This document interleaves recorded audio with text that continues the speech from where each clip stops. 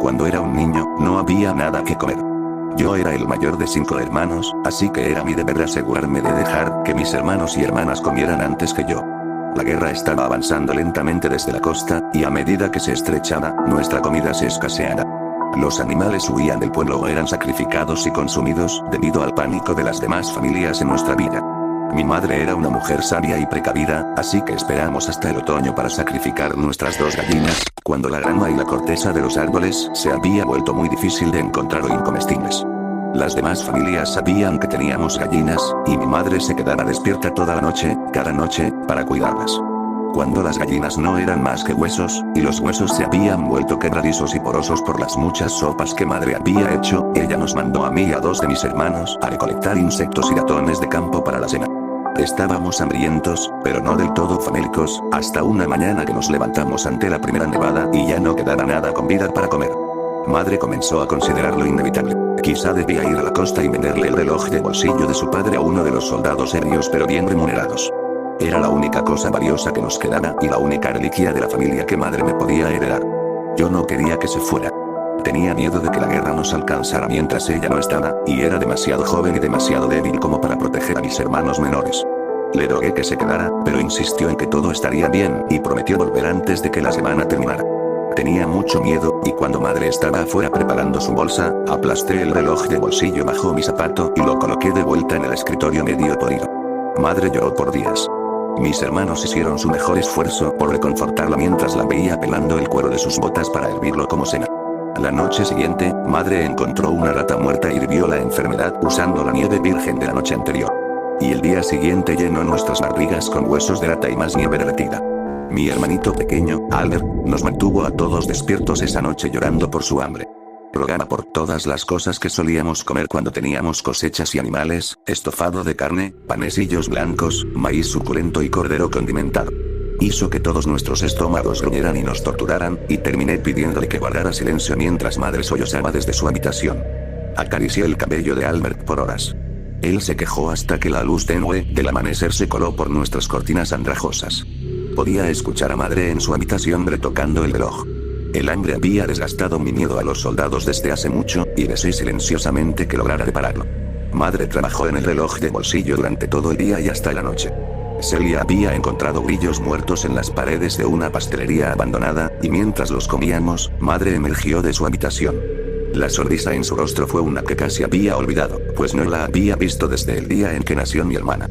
Nos dijo que había reparado el reloj de nuestro abuelo y que había oído de un campamento de soldados que estaba cerca. 3 días, nos prometió. 3 días, y regresaré con zanahorias, cordero y panes tan grandes que llenarán sus barrigas por todo un año. Aplaudimos de la alegría y corrimos por nuestro pequeño y sucio patio con un regocijo que parecía ser un lenguaje extranjero para nosotros. Madre dijo que todos debían ayudarme a buscar cosas hermosas con las cuales decorar la mesa del comedor. La mañana siguiente, nos dio a todos un pedazo de caucho de la suela de sus zapatos para que lo masticáramos, y nos mandó en nuestra misión después de habernos dado un beso de despedida y de haber prometido que regresaría antes de que recordáramos que se había ido. Nos divertimos mucho ese día recolectando herraduras y piezas de vidrio roto. Enroscamos pedazos de cordel a través de las cerraduras para colgarlas encima de la mesa y amarramos el vidrio a las puntas, esperando que destellaran bajo la luz de la lámpara. Regresamos a casa mientras el sol se ponía, felices con el trabajo de nuestro día y ansiosos por retomarlo la mañana siguiente. Aún estábamos cerca de la casa cuando lo olí por primera vez. Cebollas, caldo de pollo, cordero condimentado, e incluso caramelos. Corrí tan rápido como pude, lanzando al suelo nuestras decoraciones de mesa en mi búsqueda desesperada de comida. Irrumpí por la puerta de entrada y encontré a madre en la estufa, preparando nuestra cena con una veneración silenciosa. Le extendí mis brazos y su sonrisa me dio a entender que había tenido éxito. La abracé con más fuerza y me senté en la mesa mientras mis hermanos y hermanas llegaban por la entrada. Se sentaron en sus lugares rápidamente, con miradas hambrientas y expectantes en sus rostros mientras madre traía una bandeja humeante de cordero condimentado. Nos asintió con la cabeza y nosotros llenamos nuestras manos con la carne nutritiva sin siquiera prestarle atención a nuestros platos. Después de la cena, nos mandó a la cama con nuestras barrigas llenas, prácticamente sin haber dicho una palabra desde que la cena fue servida. Comimos nuestra ración la noche siguiente, y luego la siguiente y la siguiente. Pero a medida que nuestras reservas de alimentos comenzaron a menguar, pasaba lo mismo con la salud de madre. Cada día nuevo la desgastaba más, hasta que mis hermanos y yo quedamos peleando por sobras de carne cruda mientras madre yacía débil y marchita en su alcoba. La primera noche que volví a pasar sin comida fue la noche que el éter feliz y brumoso comenzó a alzarse y mis recuerdos de los días anteriores se tornaron confusos. Recordaba que el cordero condimentado que había comido con tanta ferocidad en realidad había estado enfermizamente dulce, y que los acompañamientos que había olido desde la distancia nunca fueron parte del festín.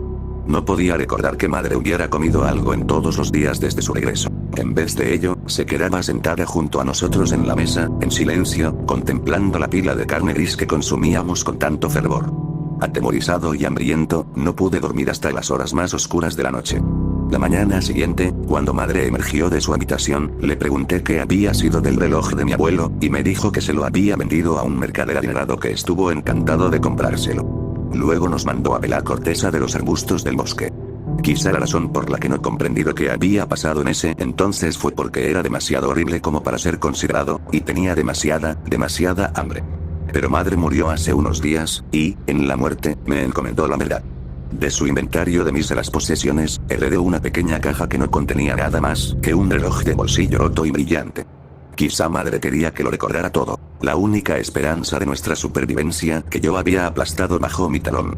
Su último beso amoroso antes de que nos mandara a recolectar decoraciones para el festín. La carne gris excesivamente condimentada. Y el olor rancio que había comenzado a flotar por debajo de la puerta de su alcoba, volviéndose más punzante con cada día.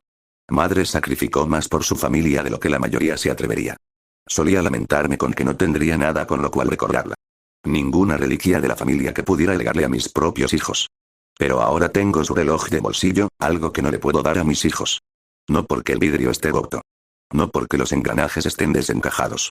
No puedo desprenderme del reloj porque es una maldición que debo soportar, pues el metal brillante y torcido nunca perdió el olor enfermizo de esa carne dulce y grisácea.